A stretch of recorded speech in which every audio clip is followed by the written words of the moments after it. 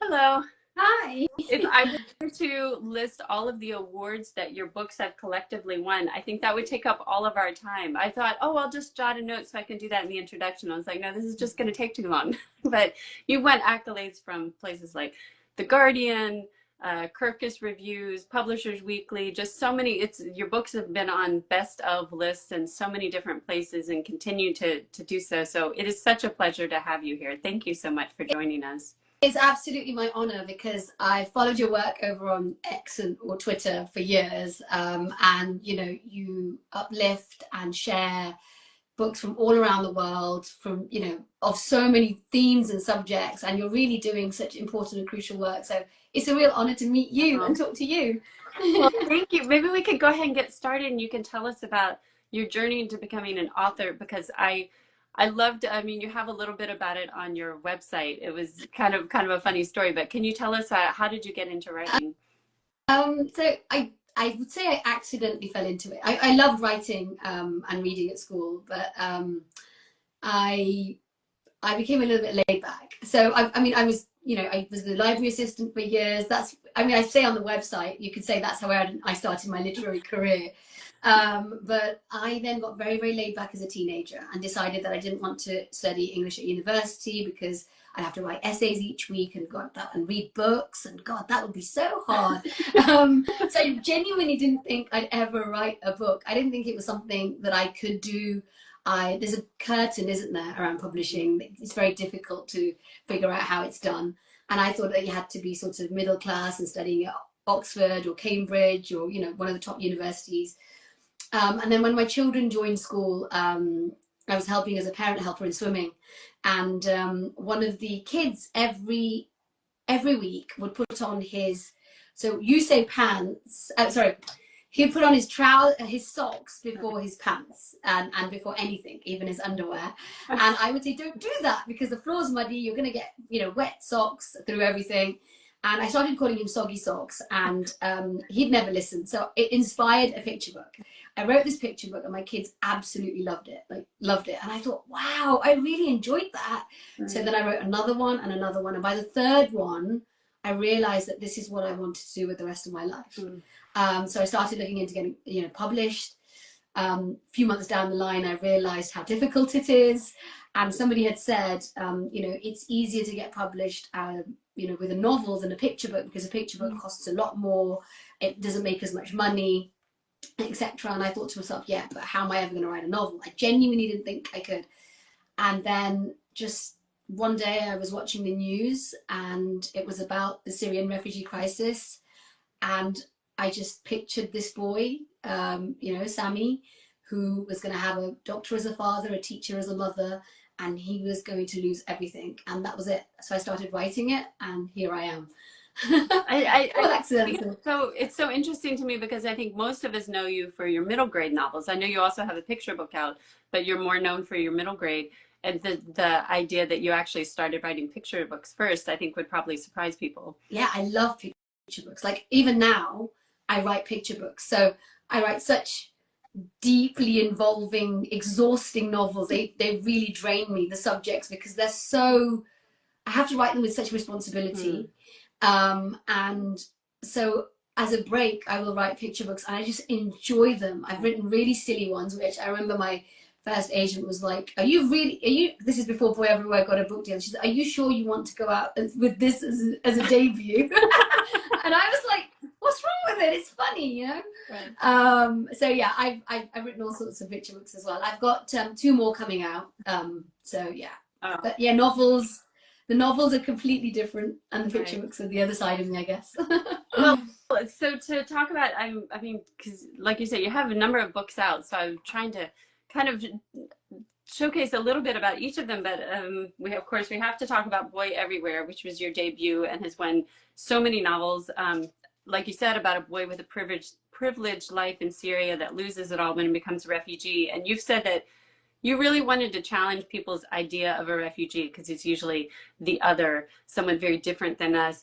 But you wanted to show that really could happen to anyone. Can you talk a little more about that?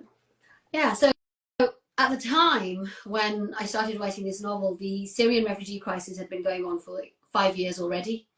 But it is the biggest migration in recent times. So millions of people fled Syria, and they were coming into Europe in droves, and there were queues literally going for miles.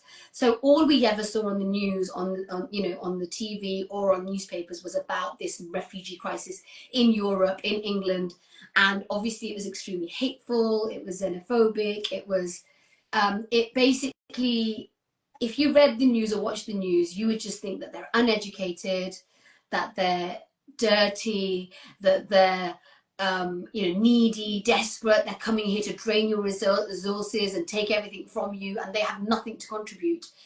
And I wanted to humanize refugees through this book. So that's why I chose Damascus, because it had not been touched. It had a few bombings a few years before, but they were not anything like Aleppo or Homs or any of the other cities in Syria which have been destroyed. So I wanted to sort of show a middle-class child that children in the West, in the US, UK, could connect to easily, who had an iPad, spoke English, favorite meal was a burger and pizza. Very real boy, literally like my friend's son in Damascus, that you would never ever think existed in Damascus because of your perception and what you're shown. Right. The rubble, the queues, the tents, people living in tents. That's your vision of refugees. So I wanted to challenge that through Sami and show how easily that can happen to us. Right. And I guess I'm really aware that, and I think it's going to, obviously we have to be conscious of the fact that there are going to be many more refugees, because not only due to war, but the climate, climate change is creating more refugees. This is something we have to talk about and we have to deal with. And I'm really aware that, life is fleeting. You don't know what you've got and how long you've got it for. I mean, even sadly in LA, you've got people that are literally millionaires who are homeless. And they had no idea. And this happens. It happens to people who have money, who don't have money, and it's awful.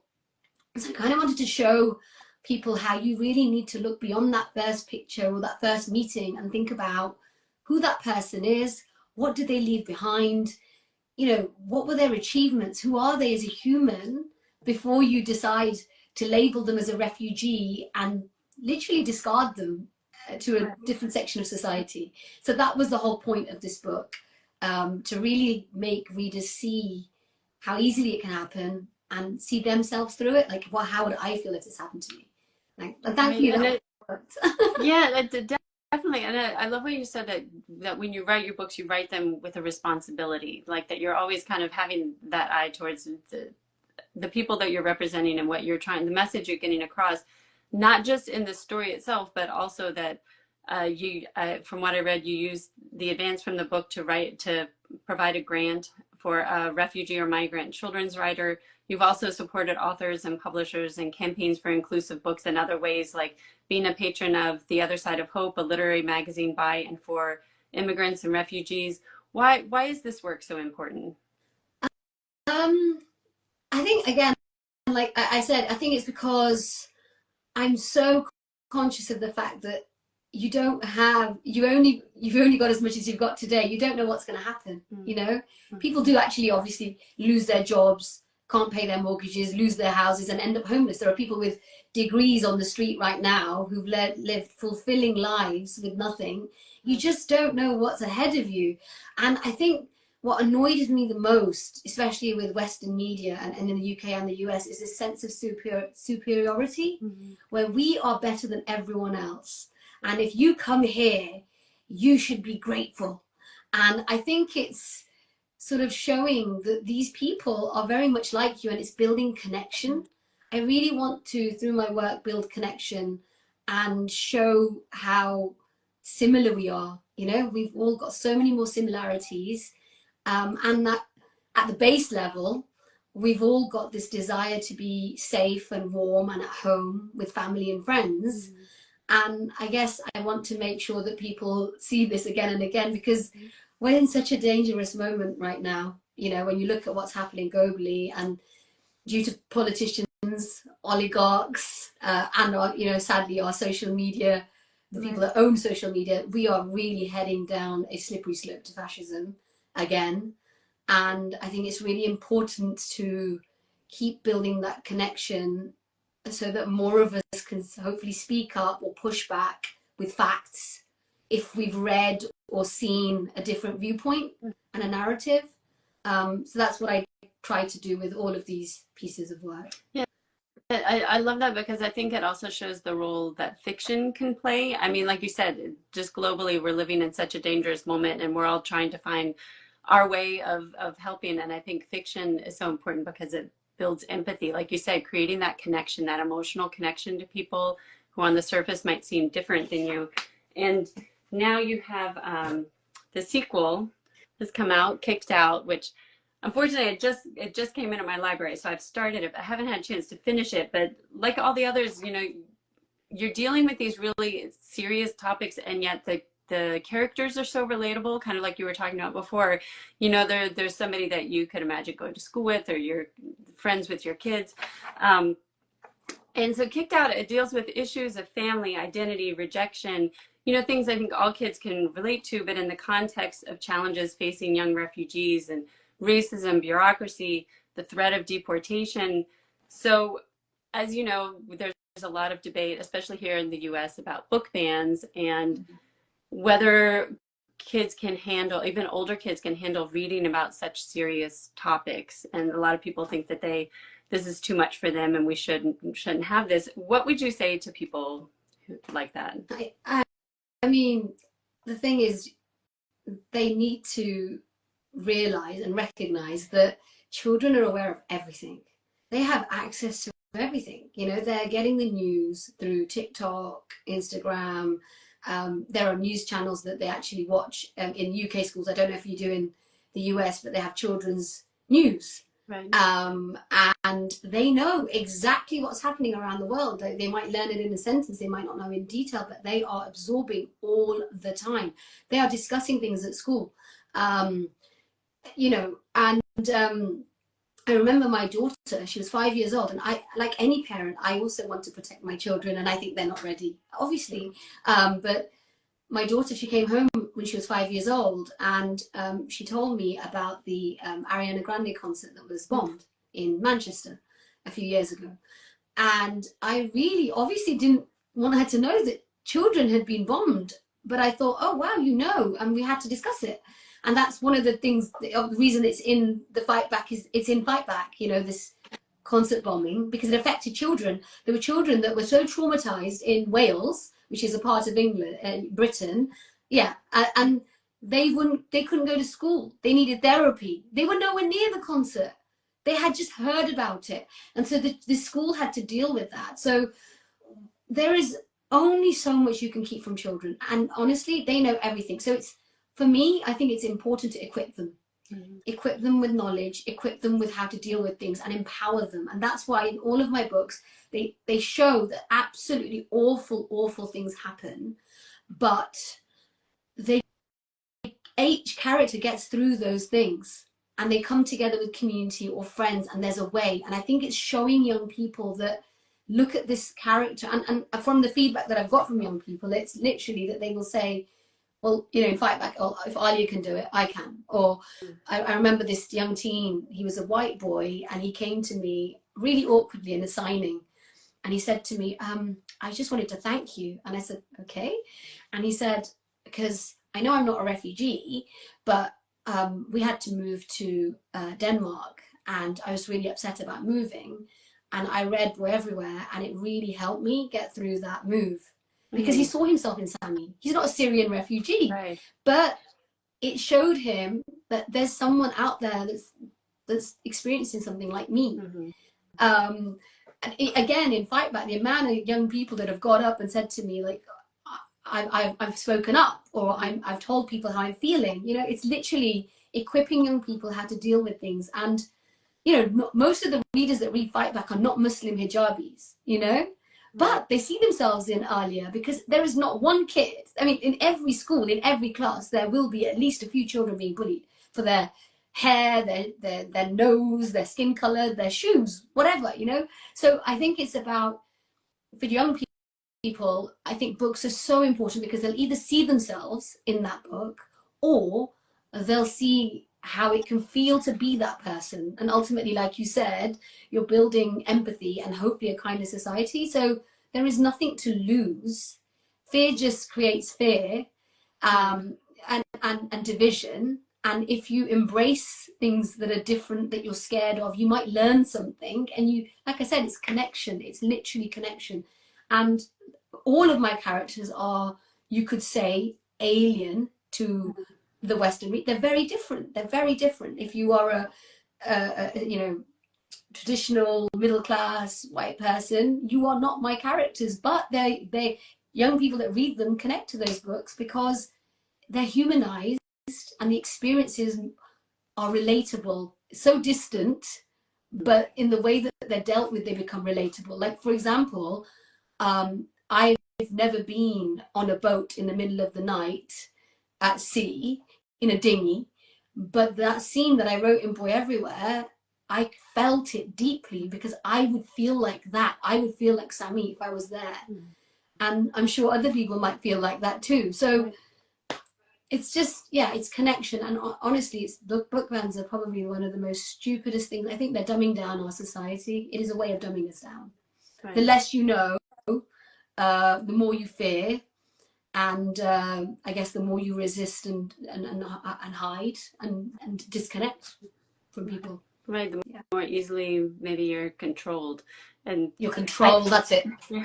And but I love what you say also about how the books, because they connect this emotional connection and so relatable that they're for everybody. Because I think a lot of times people say, oh, this is for people who are refugees. This is for people who are, you know, XYZ identity. But like you said, there's really universal feelings. And going back to Kicked Out, the main character, like, he has to learn how to believe himself and learn that how other people treat him really is not about him. It's really about the other person, which is something I think most, like you say, I mean, this is something all kids are going to be dealing with. And yet you show how that can kind of be, that whole process, which I think all young people go through, is complicated because on top of that, you have to layer the larger context of racism and social divisiveness. So how does that kind of complicate that process for these young people?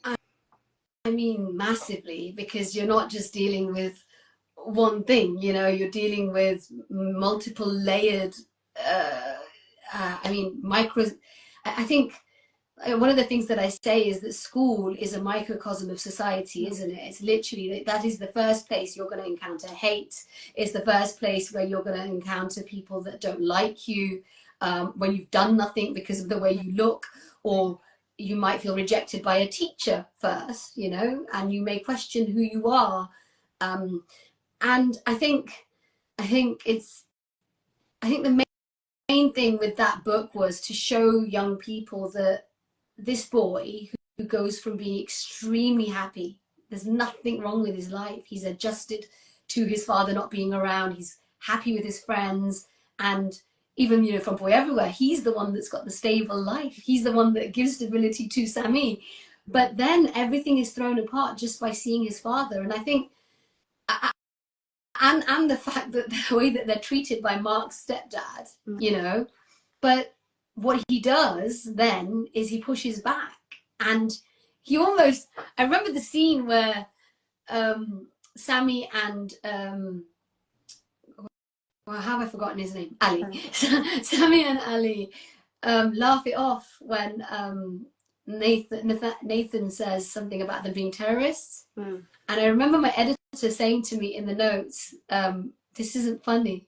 But I said, yes, but when you experience stereotypes like this, you do tend to laugh at them. You belittle them to deal with them. Right. So, and we do that, don't we? So, because there's only so much you can cry about, right? And then there comes a point where you think, oh, right, yeah, sure, I'm a terrorist, and you move on because you've heard it so much. So I think it just shows how you can deal with that. Yes, you're affected initially, but then you move on and you keep building and you keep moving and you make your friends and you keep growing. And that is literally what you have to do. It is real life. You can't stay stuck in one place. So I think that's what Ali's story shows, that he learns that this isn't about me, but also, yeah, in the wider context, he meets that footballer that shows him what he can achieve if he just looks outward and he learns to do that. And I think that is what young people need to do. And even in Fight Back, it's the same thing. Alia's so self-focused, and Sammy is as well. I think all of my characters, you know, internalize so much initially, and then they expand and look outside of themselves and realize that, okay, I'm going to be okay. I can do this, and they do. So yeah, I love how you have that empowering element in all of your books. And what do you hope that readers take away from your stories? Yeah, I honestly, the main thing is I want them to feel empowered to either speak up for themselves or for others. That is the key message. It's about looking outward. So either the person who's experiencing difficulty, you know, whether that's bullying or at home or hardship financially or whatever, for them to see that things can get better. And for those that aren't experiencing any of those things, to just feel empowered to speak up or notice that somebody's struggling. And ultimately, just like I said, you know, we both said, it's about being more empathetic, seeing yourself in somebody's situation, and perhaps the least you could do is smile at that person. Even if you don't have the confidence or, you know, to go and speak to them or help them or speak up for them, it's literally making somebody feel seen, which is so important, you know. I think one of the studies that I read was where somebody was being attacked on a train or a bus, and all they needed was somebody to come and stand next to them. That person didn't do anything else. They just stood next to them, and they felt like they had somebody, and that made the difference to how they handled that abuse and how they made it through that abuse and got off and felt safer.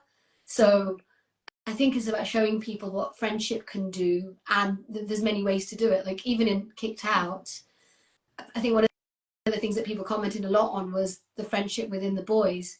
And people think that boys don't talk and they don't support each other and they don't cry, but they do. I see that in my own boys. I see it all the time. Like they'll come home, they'll tell me stories, they'll tell me what they've observed, what they've learned or talked about. And I see how they support each other. Like one of the things that I tell kids in my workshop is that I remember this boy who has ADHD and autism. He was sitting on the floor crying, he'd been bullied. And my son came home, middle son, came home and said to me, oh, my older brother, I won't say his name on live, but he was sitting on the floor with him. And I said, why? And he said, because he was crying. And I just sat next to him. He just sat down in the cold and he didn't say anything, but he just sat with him. And I thought, wow, you literally did what I've read in a study and no one told you to do that, you know? So young people do this, and it's showing them that they do this, and you can do this too if they're not already doing it. Yeah, ultimately it's about empowering them to see each other. Oh, that's such a powerful message, and I love that story, because you're right. I think they do this all the time, and we don't.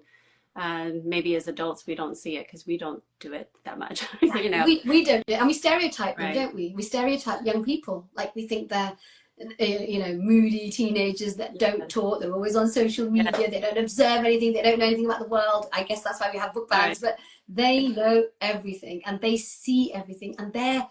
I know it's a cliche to say they are our future, but they genuinely are. You know, like what you consume at this age is going to shape who you become. So why wouldn't we give them narratives that are positive and empowering and are challenging and scary, but ultimately give them hope?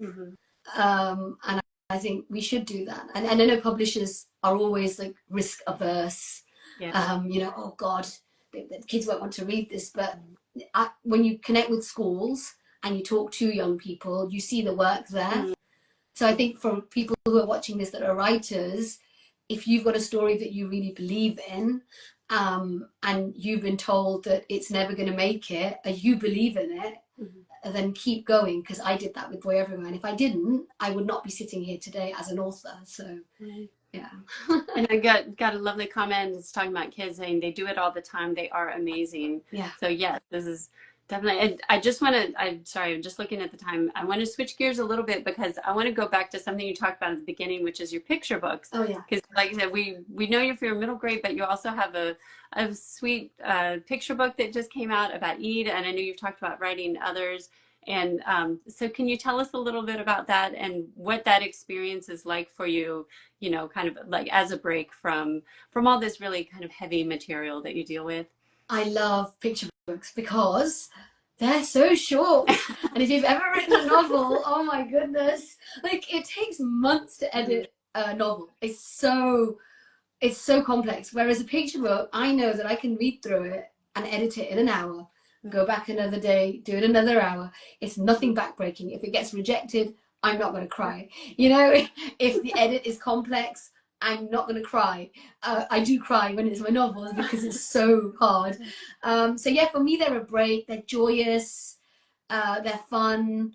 They are difficult. Obviously, we've got to put a whole narrative into 500 words, but it's still a challenge that's enjoyable because it's so short. It's over quickly. Right. And I think the reward is there. So I love that. I love that. And it's really cute because when I launched this book last year, I'd obviously up until now only done school visits and events with older kids, you know, like 9+, 8+. And it was so cute because they literally come and hug your knees. Oh. It was so little. And they're so joyous and they just want to hug you. And oh, they're lovely. It's really nice. Like my kids are older now, they're teens. Right. And yeah, it's really lovely to meet the younger ones too. It's lovely. And you've got comments saying congratulations. We're looking forward to reading it. And because you. this one is really for really young. I didn't say like 2+ yeah. for the Eid picture book. I mean, just really little ones. Yeah. That must be very good. Yeah, and the illustrations are amazing too. Like Junissa did an amazing job. It's really fun. It's engaging. It's different, and it's a different take on Eid. It doesn't tell you really about Eid, but you can pick it up through the pictures. Sure. But it's actually just a fun. It's like when I go into schools, I'll say to the kids like, can you imagine if you lost your Christmas presents the night before Christmas, or Diwali presents, or right. Well, Hannah loses her Eid present. So again, that connection is built, and they love it. It's like, you know, they can see themselves in her. Right. Like, how would I feel? I'd be sad. So yeah, it's fun. And so, tell us about what other projects do you have coming up? So I have just finished a short story. I shouldn't be telling you this. The announcements is. The announcement's coming out at the end of February, but it's going to be a very, very special book. It's very different to anything I've written before. It's a privilege to have written it because I'm doing something that not many authors get to do. But I've written stories that are very different. So there's nature in them, there's animals in them. They're about journeys. So basically, it's about young kids that are literally 10 who are taking a journey that leads to an inner journey, and it's exciting and wild and yeah, very, very different, and it'll be fully illustrated, so quite special. And it was really hard to write because initially I was like, yeah, sure, I'll write these stories, and I didn't realize that, hang on, now you're writing not just one set of characters and one setting to research. I've got 5 sets of characters, 5 plots, 5 settings around the world. It was so hard, and I really underestimated how challenging it would be. So hey, when have I ever made things easy? But it was a lot of fun, and I really hope that because I've got a sort of older base, you know, sort of like 10+ that I meet all the time, and then there are schools who also want younger books. So this is like literally 8, 7+, 8+ onwards will be able to read this one. So yeah, quite exciting. So when is that? I know you said the announcement's coming the end of February. When is the book? It'll be out in November. So it's a Christmas book. It'll be out just before Christmas, hopefully. So hopefully lots of people buy it as gifts. It's going to be really, really special. And illustrations are. I'm not making this up. Quite mind blowing. It's beautiful. It really is. And the illustrators are an amazing job. Yeah. Who's the illustrator? Or can you share? Don't know if I can't say yet. Okay, well, when we see the announcement, we'll be sure to share it in our stories. So find out then. Well, thank you so much for taking the time to talk with us, and this was such a treat to get to talk with you today. Thank you. It was literally my honor to meet you. So thank you so much for featuring me on your page and your channel. And yeah, it's so nice to meet you. And thank you for all of the work that you're doing, because it's a lot of work. and we appreciate you. So thank you. Well, we appreciate you and comment. I wish I had an author like you growing up. I think there are probably a lot of people that feel that way. So thanks, everybody. Thanks for joining us. Thank you, Liana. Take care. Bye.